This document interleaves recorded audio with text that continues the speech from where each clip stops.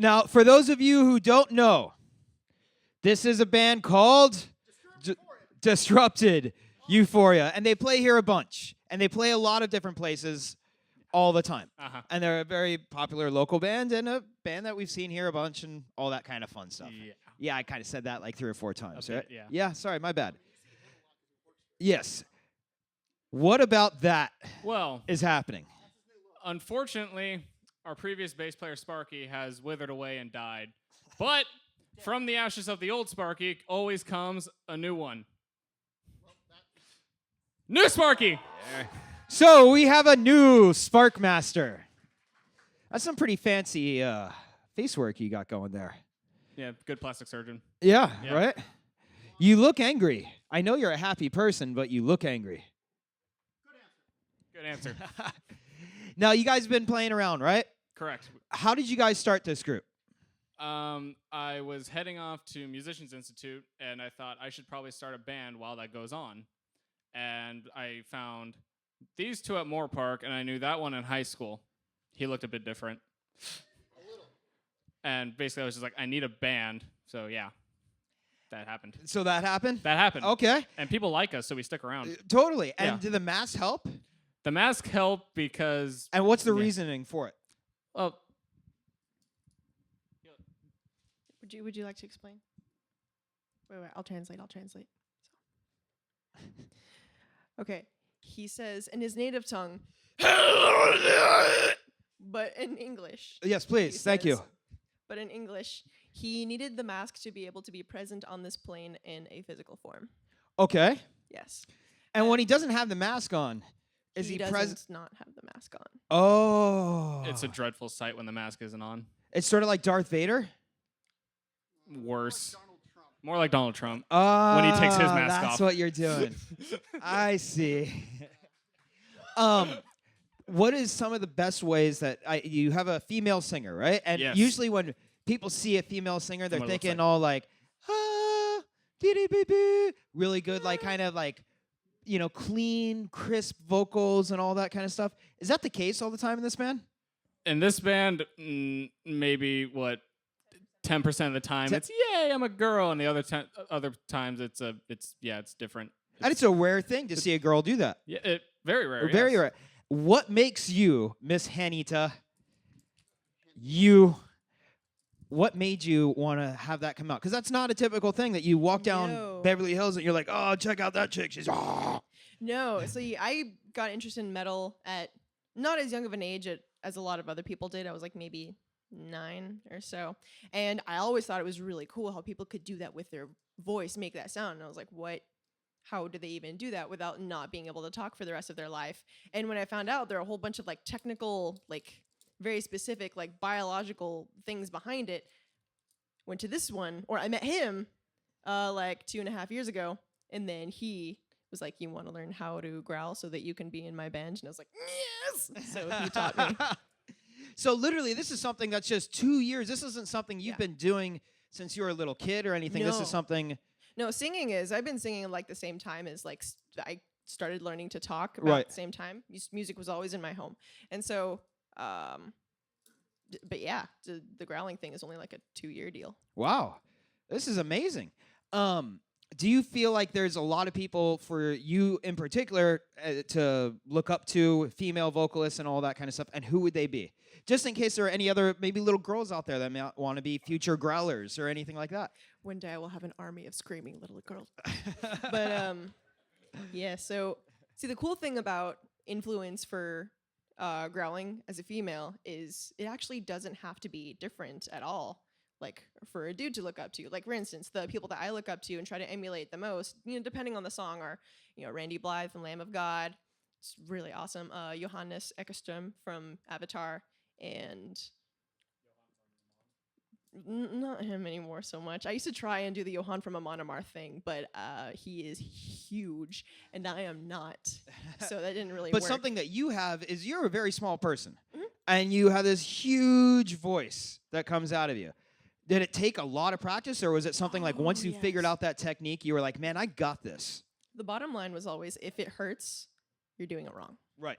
Yeah, really cool. I just want to add one thing real quick. Okay, so there are a lot of male growling metal, vocalists who are about the same height as I am or shorter. And the cool thing is the sound that you can make when you growl is not gender specific at all. It's not sex specific at all because you're not using your vocal cords. And that's the thing that sounds different. You're using a completely different set of biology, which is really cool. It's awesome. Try it. Don't And hurt it's yourself. science. It is. It really is science. You can make the same noise as anybody else your height because it's a matter of how long the windpipes are and like all of your tubes and stuff. But yeah, no, it's Austin's turn. We both sounded like dying kittens when we first started, so it's okay to sound like a dying kitten when you first start. That's a good point. And what are the Yes. 2 songs that we're going to be hearing tonight? Tonight we are playing Toy and The Doctor. Does anybody in this band have a favorite out of the 2? The Doctor because it's the new one. It's the new one? All right. I will always love Toy because it helped this mask. So Gotcha. yeah. Toy is my favorite off of the first album, and The Doctor is my favorite off of our newest album. It's not done yet, but it's in progress. Gotcha. Sparky likes Toy because he wrote the bass line. Yeah, good job, Sparkster. Way to call him out. Only this one. No. He writes everybody. I mean, yeah, I just he mean- writes all of them. I just mean in the songwriting process, he came up with the first riff, which doesn't happen very often. So, everyone cheer for this man. Yeah. All right, guys. Well, I'm looking forward to seeing you play. I'll talk to Why? you guys afterwards. Why? Why? It's fun. Sure. Yeah. Yeah. Have a good time. Everybody give it up for Disrupted Euphoria. We're going to tell them a story.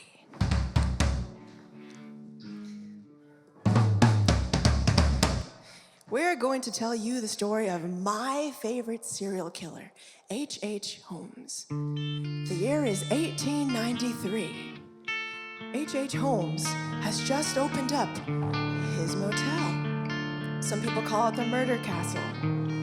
People call it the Murder Castle because he, the architect, decided that each and every single one of the rooms in the motel section of his building would be a death chamber. So what he does, once you arrive to the motel, you check in, and you're from Europe. This is America.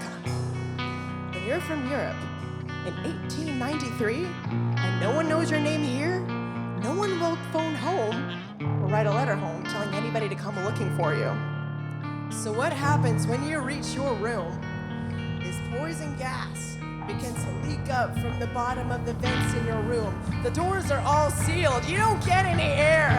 You're suffocating slowly. And then finally, when you reach the end of your life, your body gets shot down the chute to the basement where you'll either be sold to medical school or your body will be disintegrated in a giant vat of acid. Ah!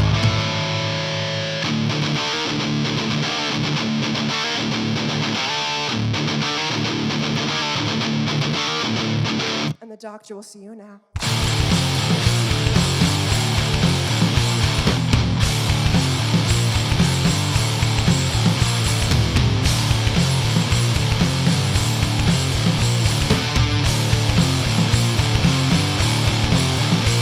We'll treat you and leave you safe inside your room.